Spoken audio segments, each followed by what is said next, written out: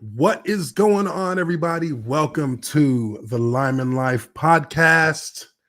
Bit of a late start today, but as you all know, sometimes life happens and just was not able to get the podcast on earlier today, at my usual time in the afternoon. You guys probably saw my post, traffic court in Atlanta. Not the place you want to be at early in the morning. Full house, line of people.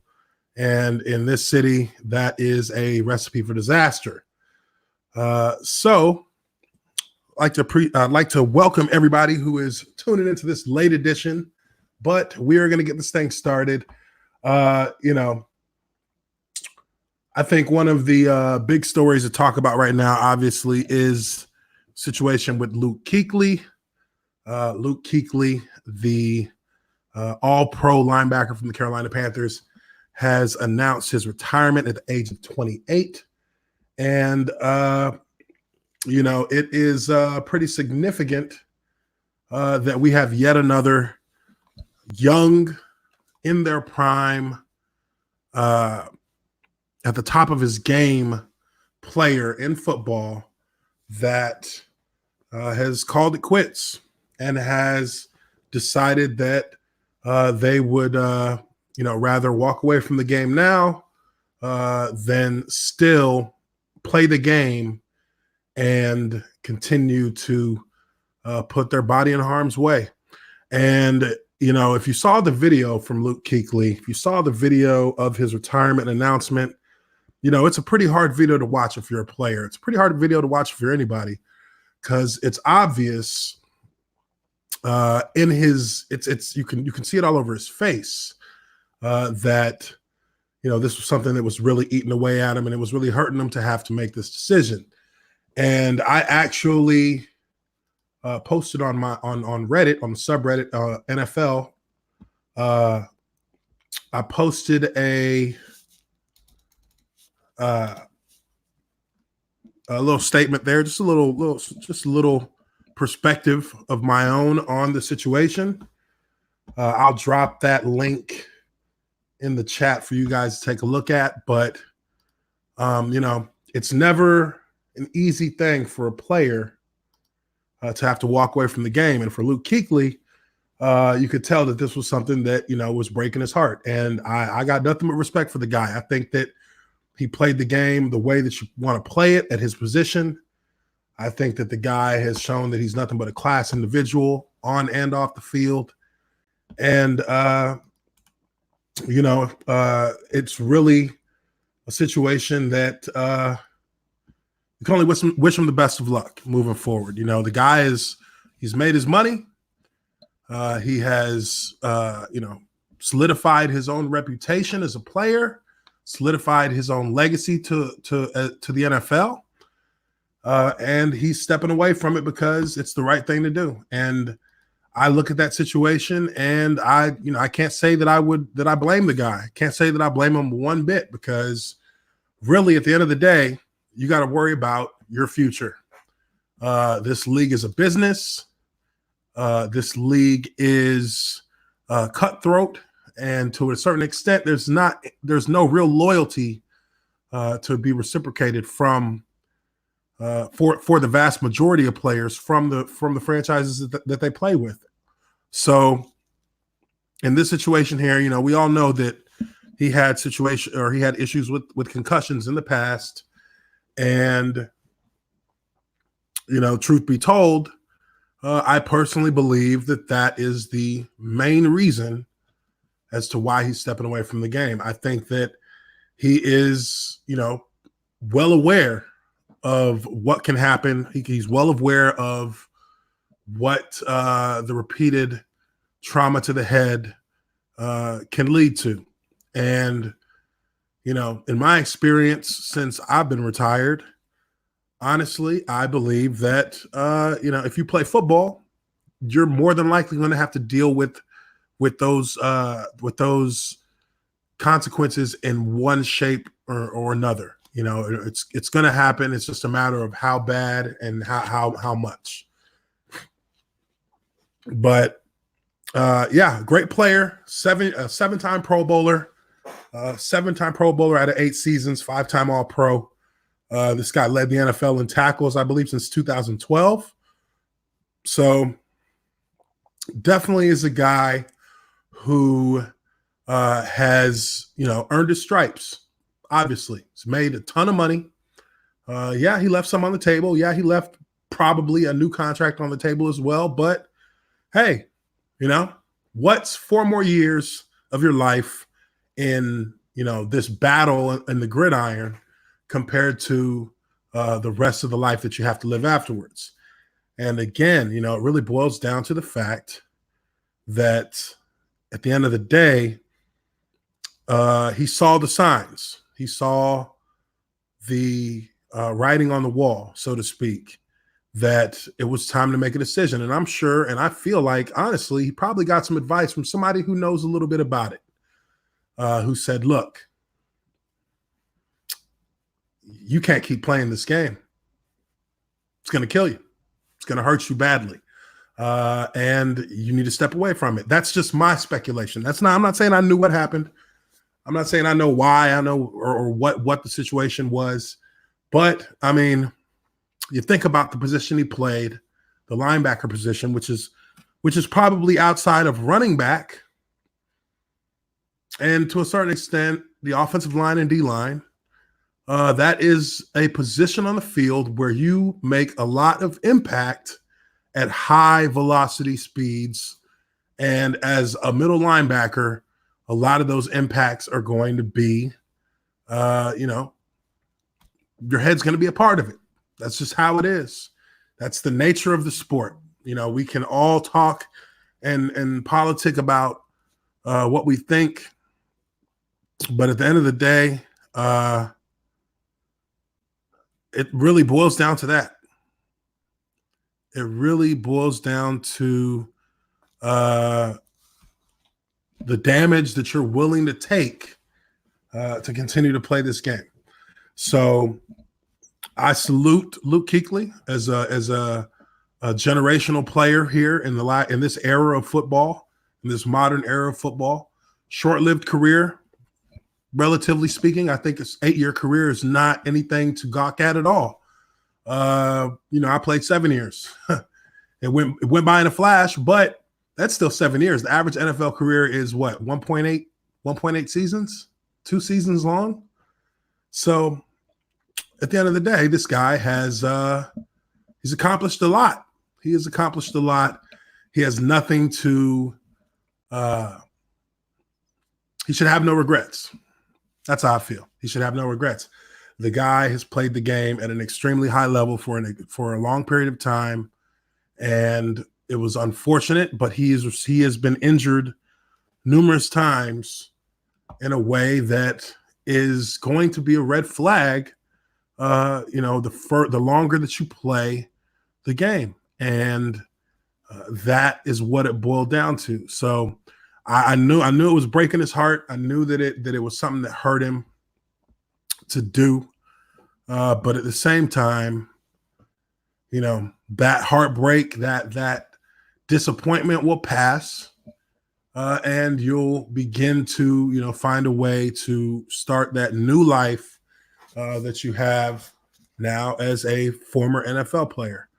And hey, it's not, nobody said it's going to be easy, because it's certainly not easy to find a new identity. But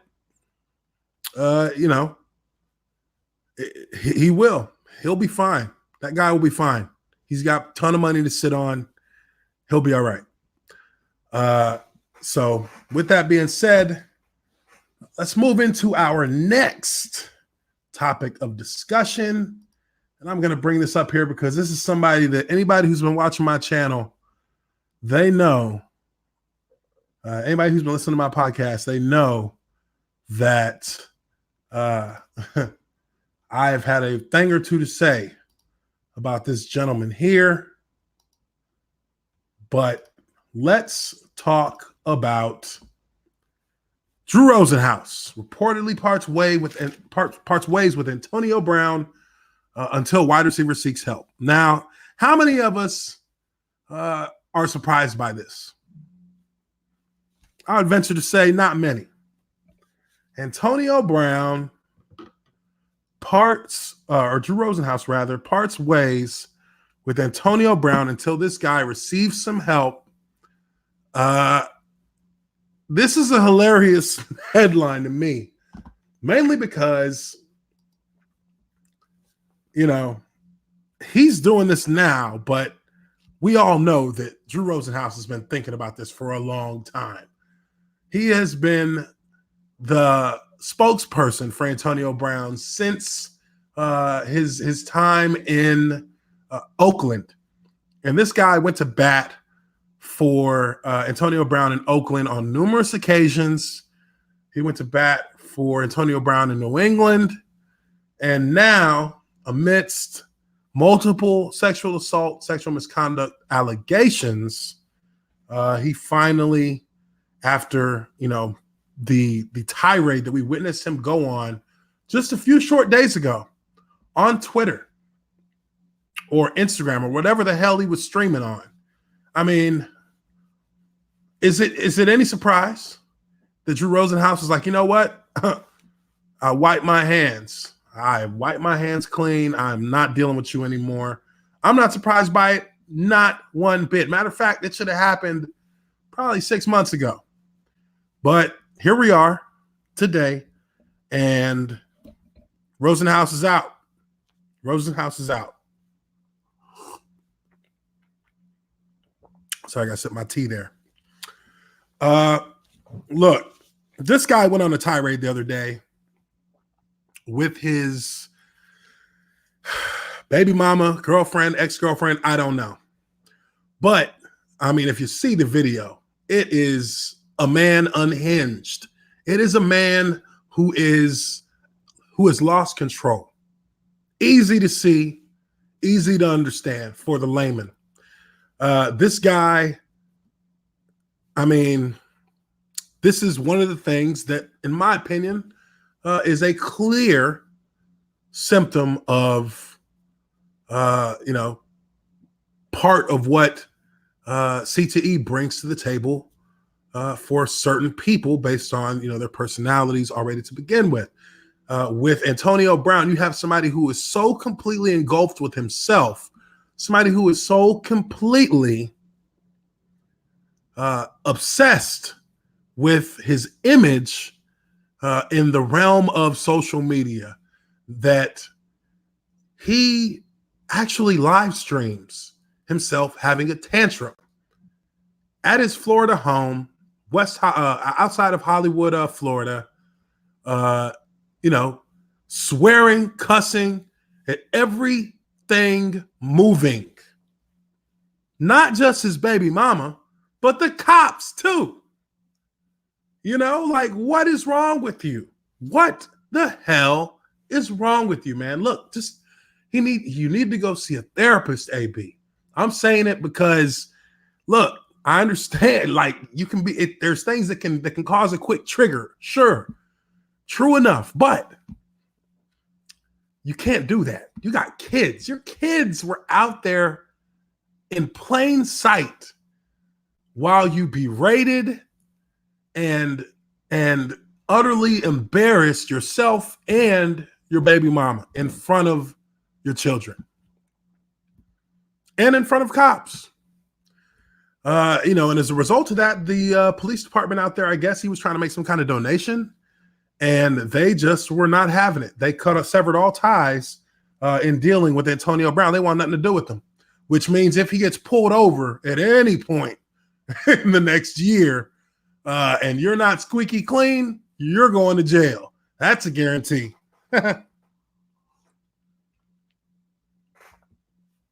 But, I find it ridiculous. So I'm going to go through this article real briefly and we'll kind of, we'll go from there. But, unbelievable.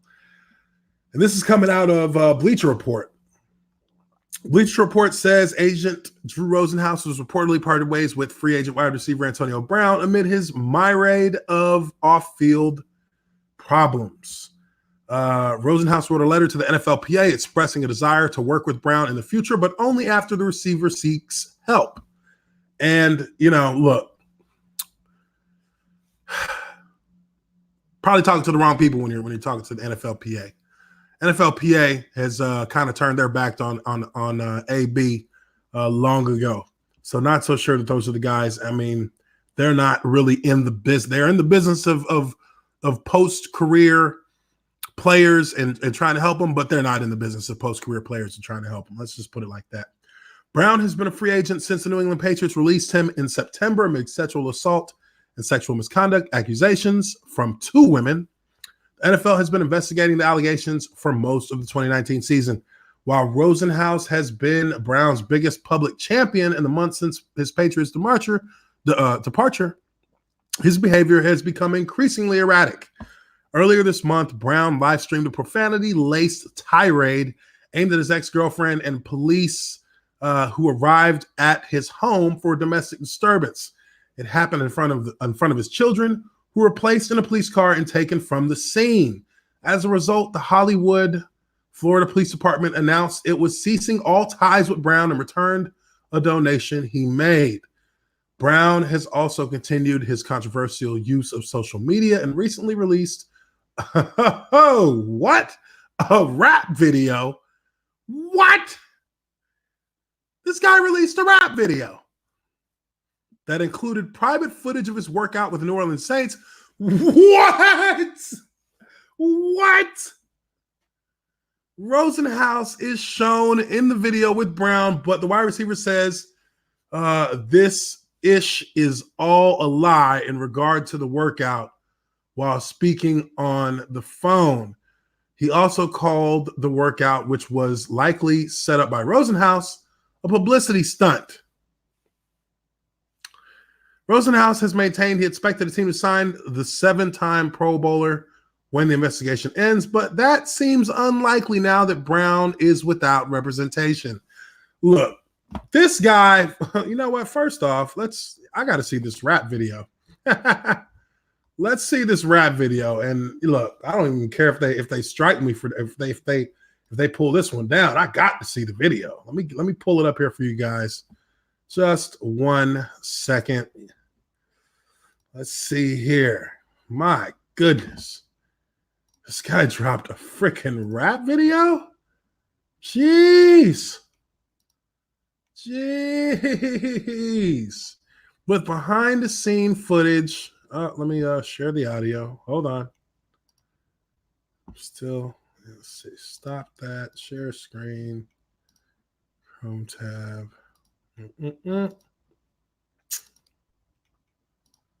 Let's see here.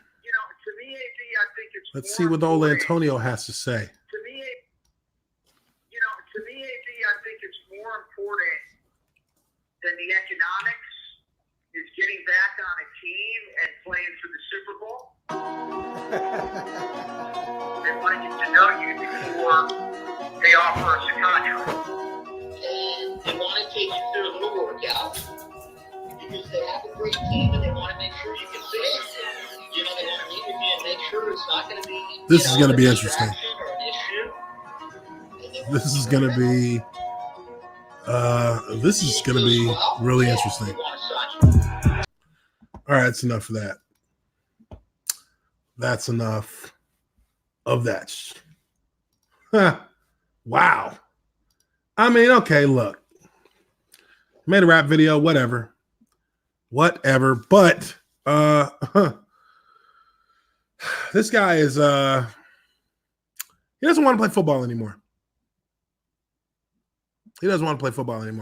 That's clearly that's the message I get, that you have now on 2 occasions you have violated the professionalism that is expected of a person playing in the NFL. You violated the unwritten code of integrity within the league, which to me is that's career suicide. You don't put out public, you don't put private workouts. You don't put private phone calls out for public,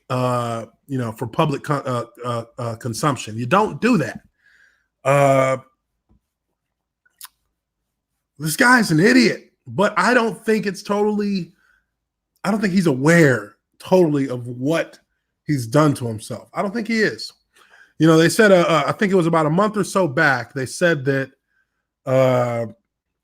that Antonio Brown had a sit down with his pops, and his pops basically, kind of broke it down to him and let him know that, look, you need to stop all this madness and get back to the business of football. And I mean, it literally, it looks like it went in one ear, out the other. This guy is lost, y'all. This guy's lost. He does not know how many he doesn't even understand the opportunities he has been given to, straighten up and fly high. He doesn't know. He doesn't actually understand that every shred of credibility that you had because of your ability on the field has been done away with. And that is totally on you. That is totally on you, AB. And, when I just looking at that video, it's just like, dude, rap's not your forte. I mean, I'm going to need some better lyrics than that. What do you say? I just landed from the NO, something like that. But, look, this guy's in a situation right now where he is going to go down as one of the biggest wastes of talent. I don't think you put him in the category of a bust. You can't do that. I think he goes into a category that is precisely parallel to the category of a bust. I think that he goes into the category of an utterly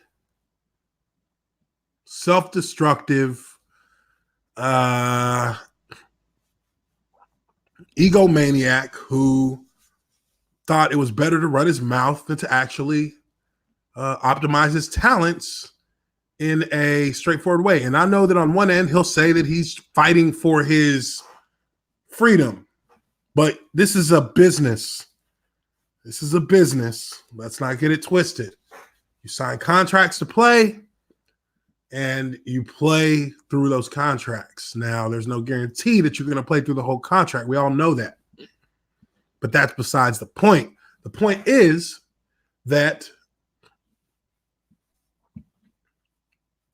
you can't go around airing the business of these professional organizations to mock them, to patronize them, and expect that anybody is going to take a risk on that.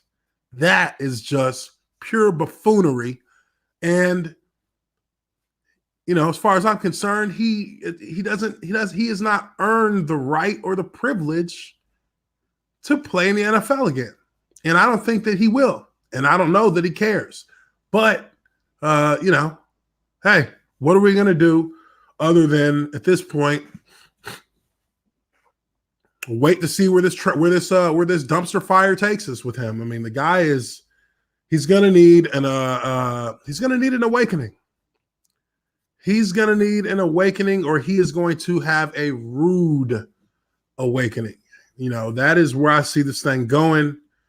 It's just not a situation where I see Antonio Brown, coming out on the other end of this as, a redeemed person, because right now he just seems too far gone. And his whole thing with social media is unbelievable. I've never seen anything like it in my life.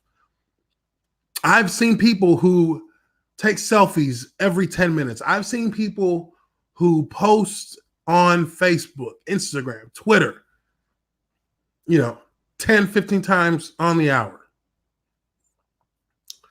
But I've never seen a person so completely obsessed with with some kind of delusional draw to a social media platform that really does you no favors whatsoever. What does it matter how many followers you have? Who cares? I don't. What does it matter how many likes you get on the video? What does it matter how many likes you get on pictures? Who cares? I don't.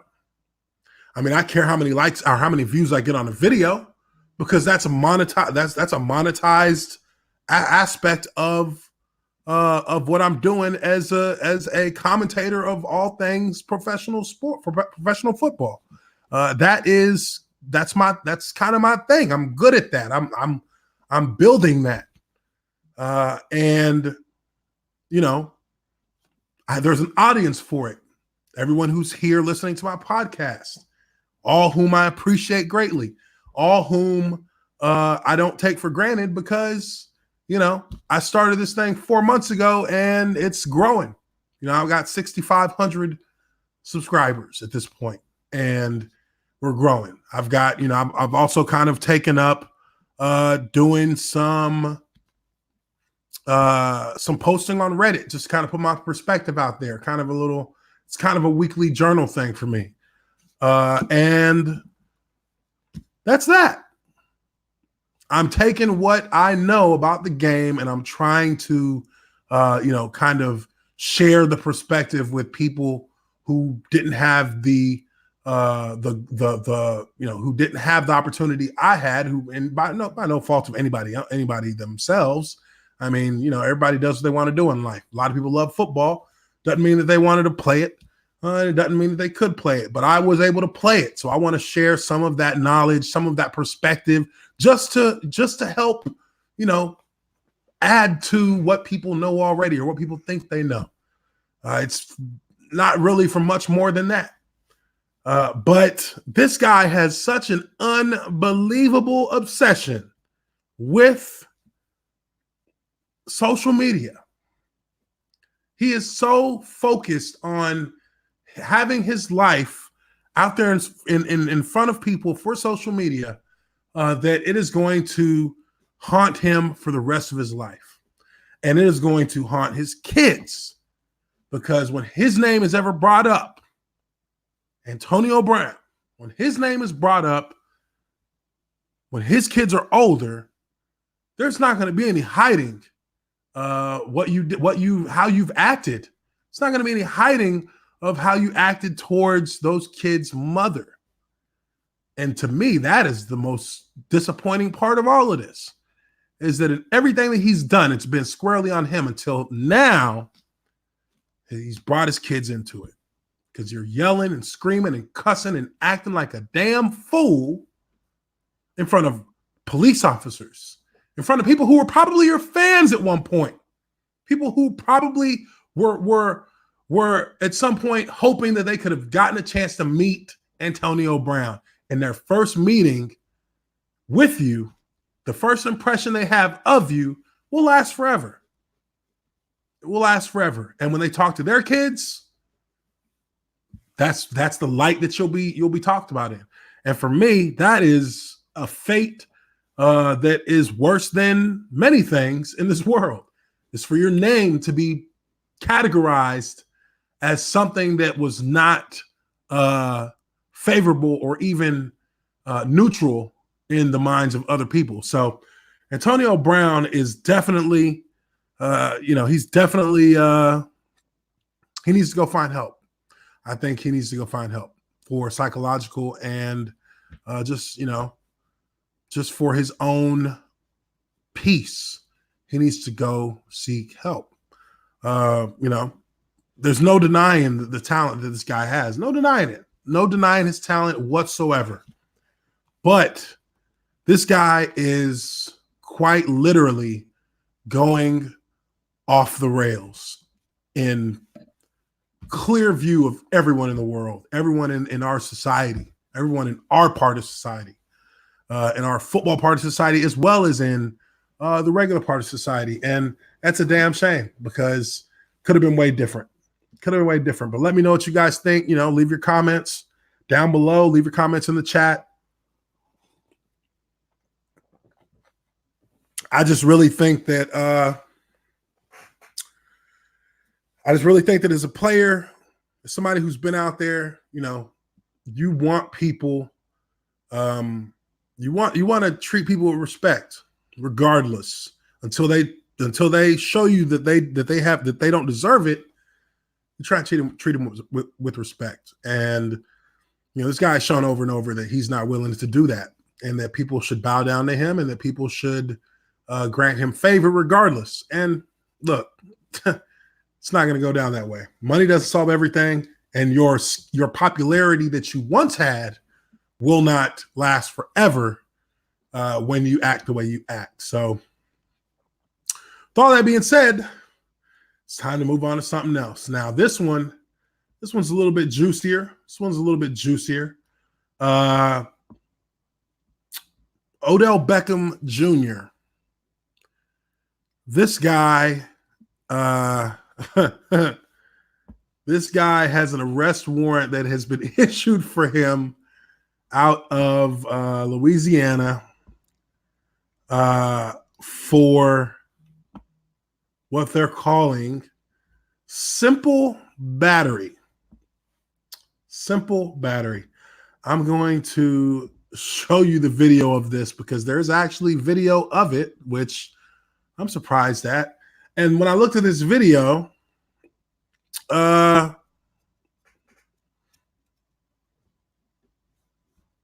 didn't understand why I really didn't understand why he was given it, why they issued an arrest warrant at that point. If they hadn't done so at the time that this happened, then what's the point of issuing the arrest warrant now?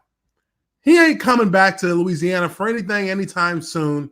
And even if he's playing for the Saints in the future, I mean, this type of thing is not gonna, you know, this is all I feel like for the publicity of it. A cop got embarrassed, and now he wants to, you know, extract his vengeance, and you know, whatever. Get over it, dude. He slapped you on the butt in the same way that a lot of players slap each other on the butt going on and off the field or after big plays made. I never slapped a guy's butt like that, but hey, it happens. Anyways, let's take a look at this video. I think it's actually quite hilarious, to be honest. Well, let me share that audio. Hold on. Let's do that the right way.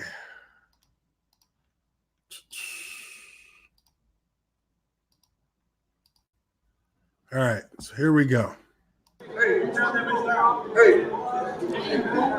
what about the big ugly, man? No!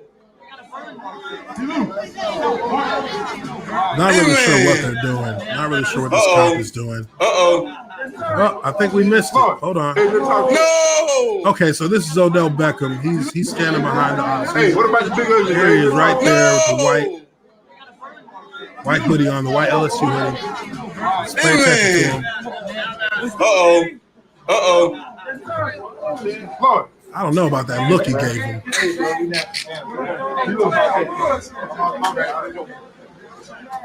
Big ugly. Hey man, did Luke finna go to?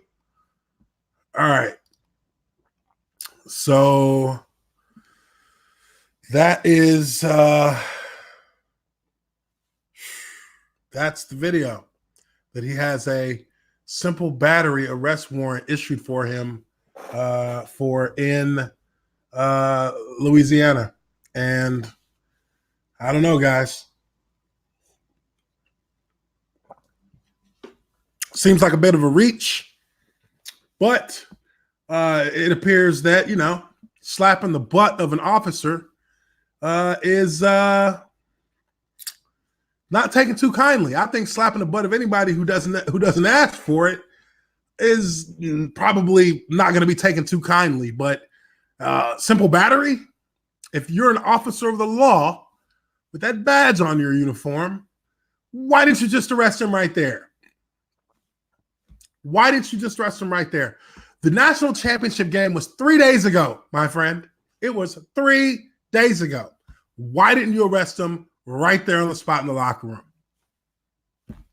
I mean, that makes more sense and certainly looks a lot more justifiable than for you to 3 days later decide I am going to file a complaint and they're going to put out a warrant for his arrest because we have it on film. That's laughable. I think you're wasting your own city's resources and time even considering it based on the fact that that was a police officer right there that he did it to, and the guy did nothing. I'm sure he probably said something to him when he turned around. I'm sure he did.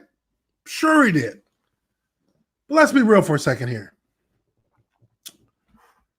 If you were really that offended, if you as an officer of the law were really that completely taken aback and shocked by what you deem to be an illegal action, why didn't you arrest him? Why? Makes no sense. And for me, just not something that I feel like they should be wasting their time on. If anything, I'm going to say that officer should have just been happy to be a part of that experience because, hey, it's not every day that a police officer gets a pat on the butt from an NFL player, right? No, seriously, this guy, it's a little late for that. You're hanging around scolding these college kids after they just won the national title. I mean, look at this guy. Look at him. Yeah, y'all. They're over there. Hey, what's up, guys? We just won the national title. What the hell do you think you're doing? What's in that bottle? What you got in that bottle? What you got in that bottle? What is that, a cigar? That's a reefer? What the hell's going on here? Hey, buddy, what do you think you're doing? Looks like he's even got a little grin on his face. Hey, buddy, what do you think this is? You think you can just put your hands on an officer of the law? You think you can just be right and put your hands on an officer of law? Well, I tell you what, not gonna happen here, buddy. Put him in cuffs, and then hey, people will be like, well, that was a little bit of an overreaction, but hey, it's a lot better looking than coming in 3 days later, making headlines, talking about, what was it? What police department was it?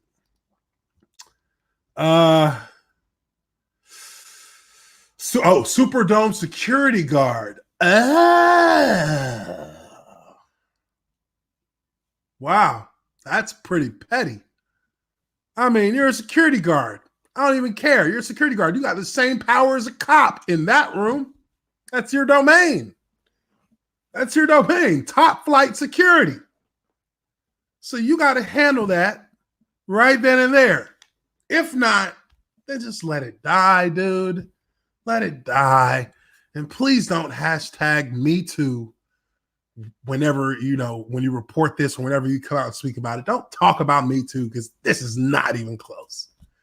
But OBJ clearly, look, this guy is he's kind of at a crossroads in his career. No lie about that. He's at a crossroads. He's stuck in a dead organization or near dead organization. And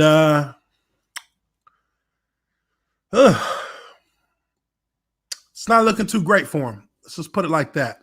We'll see what happens with this new head coach. This guy was the offense coordinator of the Vikings, if I'm not mistaken. But yeah, he's withering away year by year. He's getting a little bit older year by year, and he needs to make a move, or it might end up being kaput for this guy. Might end up being kaput. This is once again a situation of players kind of, he over embellished in the joy of the moment with LSU, his alma mater, winning the national title. I can understand it. And I'm not gonna sit here and say the guy needs to be arrested for it.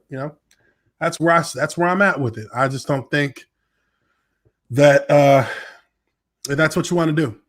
I think that really, at this point, if I'm OBJ, I probably, have my lawyer call him up, and I have my lawyer say, "Hey, look, I donate, let me donate $1,000 to any foundation of you guys choosing."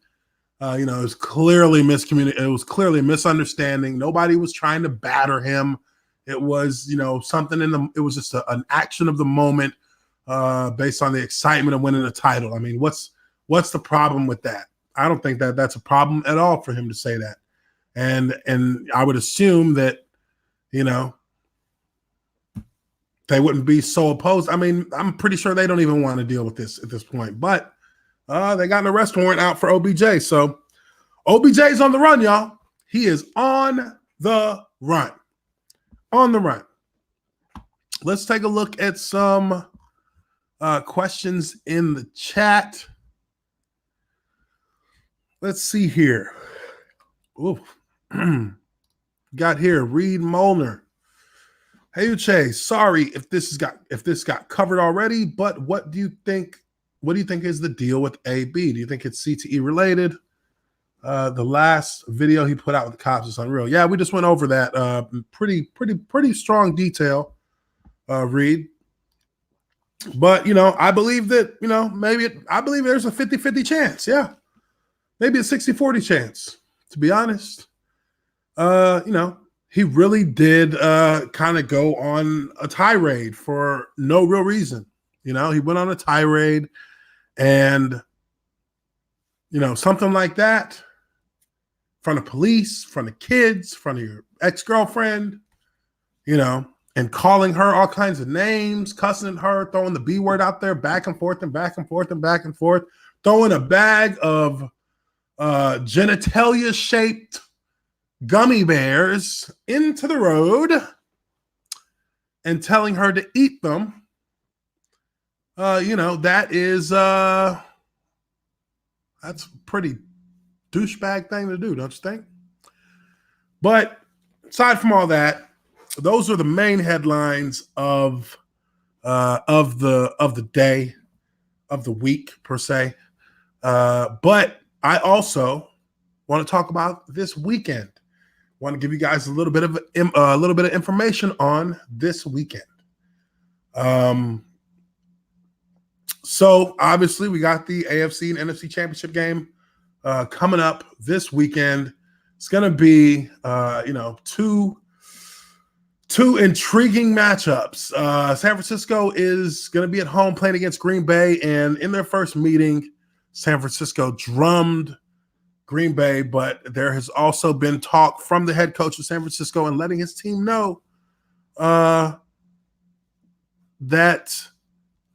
this is not anything that you should consider going into this game as being relevant to deciding the outcome in the championship game. It doesn't matter one iota that we beat or that they beat, that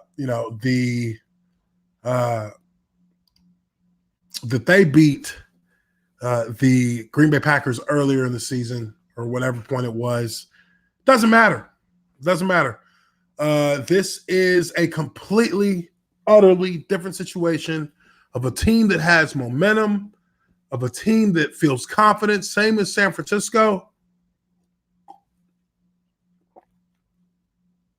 and of a team that,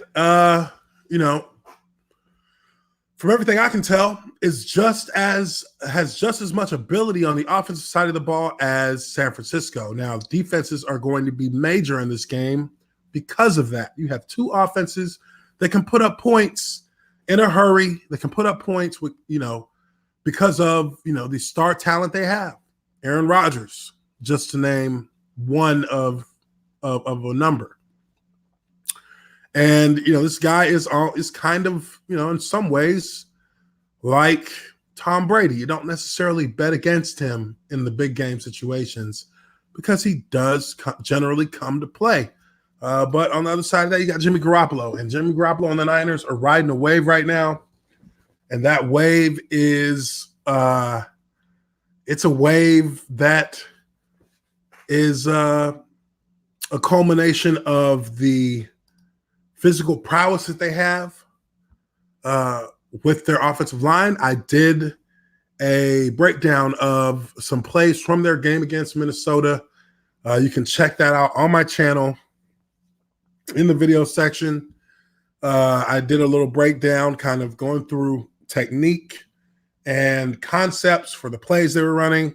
And I kind of break down how everything's supposed to be and, kind of break down my own critiques on what the players did, how they played as far as their skill set went. And, looking at that Niners run game is a strong one. It is a strong one.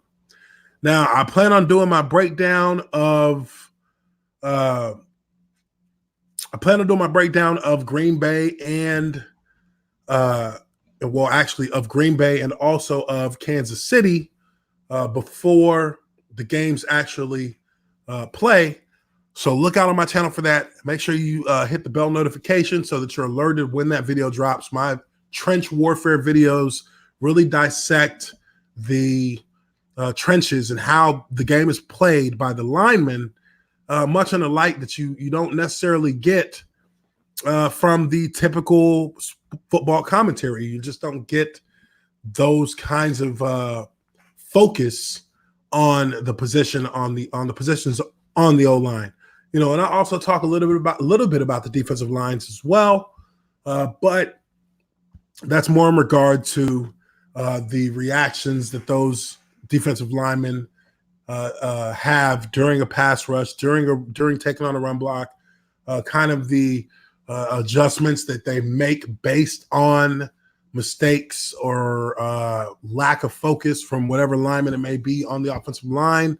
Because that's where you usually see these defenders take advantage, is when a guy has poor technique, when a guy doesn't play with the confidence and the aggression that he should in order to give himself the best chance to be able to take on that defender. When I was, playing in Jacksonville, those defensive linemen, they're just as athletic as the linebackers. And that is no small feat. That is no small feat. So, just looking at that situation, I'm going to break down Green Bay. I'm going to break down Kansas City. Mainly, I'm breaking down Kansas City because of the fact that their offensive line coach was my offensive line coach in Jacksonville for 6 years. Love this guy to death, Andy Heck. The guy is one of the best, if not the best, offensive line coach in the NFL, in my opinion. And I'm interested to look at their film and kind of get a feel for what it is they're doing scheme-wise, but also, focusing in on a lot of the techniques that Andy has taught offensive linemen and, just watching them play out for a team other than the Jacksonville Jaguars. So, in Green Bay, again, another opportunity to look at an offensive line that's, been highly touted somewhat and, try and look at the kind of techniques that they're taught, look at how it relates to the playing of the sport from that position and, be relatively straightforward in my critiques. It's really, that's the only way I know how to do it, because that is, that's just how you have to look at it. If you're a guy who plays in the trenches, you have to be able to assess your mistakes. You have to be able to see where you lost your focus in your critique or in your technique. I'm sorry. And you got to correct those things on the fly, because once a defender sees a deficiency, once a defender senses a lack of confidence and aggressiveness, that's when they start pinning their ears back and, they start humming towards you and making all kinds of crazy moves. And that is really where a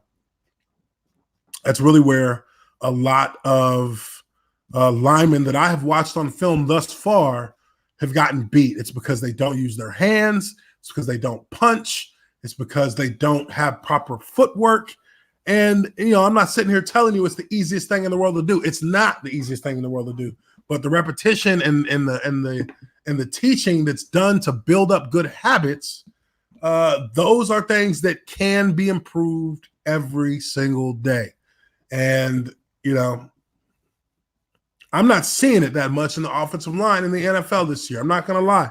And I haven't seen it in a few years. It seems to me, for whatever reason, that technique and skill in the offensive line position has been in a slump.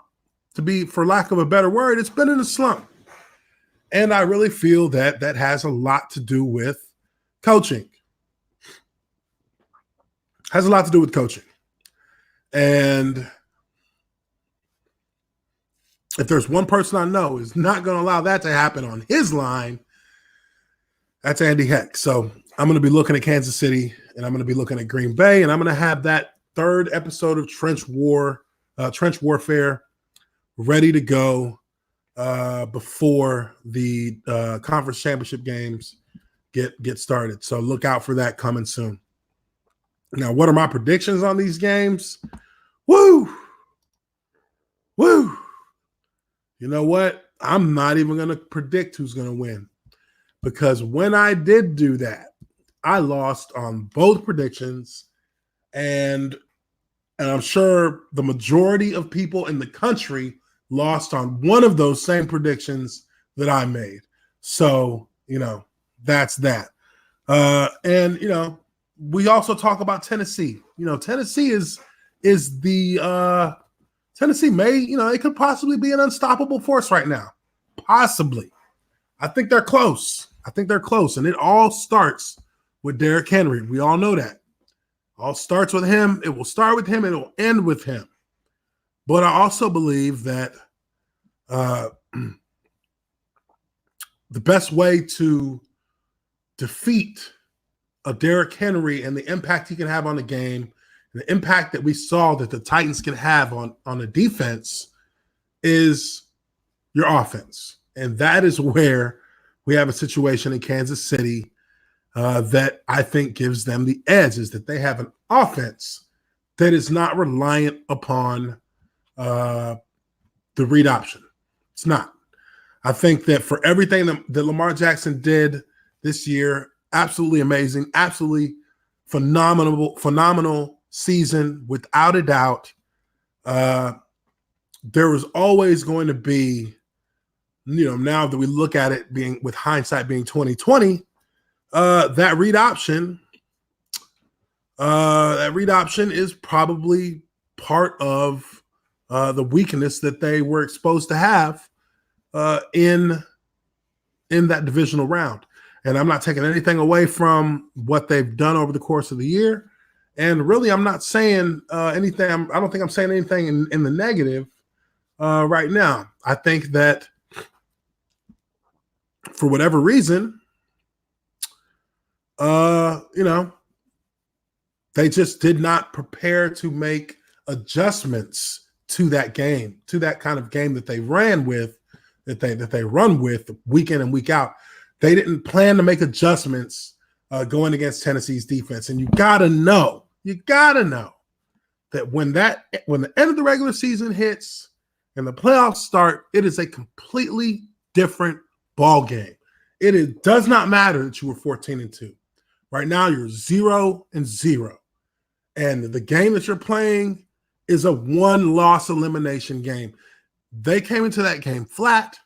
I had a feeling that with 3 weeks off, it was unavoidable that they would be flat, but I didn't expect it to last as long as it did. I watched the first half of that game, and I was utterly disgusted with the number of drops. And to a certain extent, I felt like Lamar Jackson lost his composure. I felt like he forced things, and I'm not saying that he doesn't have the ability to force them successfully, because he absolutely does. I'm just saying that in a situation like that, where things appear to be crumbling around you, the best thing you can do is center yourself, eliminate even a thought of the scoreboard from your mind and take it one play at a time, one huddle at a time, and come out with a fresh new drive to bring yourself back into the game or take the lead. Look at what happened in Kansas City. Team that was down 21-0, and they end up winning, 51-31? I mean, that in and of itself is – that's like, were they playing Madden? It just wasn't a situation. It wasn't a good look for Kansas City to start the game, but they overcame it, and they thrived. They thrived because of it. They thrived because of their perseverance. I think that when Baltimore got into that early hole, honestly, I think they panicked. I think they kind of were shell-shocked. Didn't understand how this was happening to them. Well, guess what, buddy? Guess what, buddy? It happens to all of us.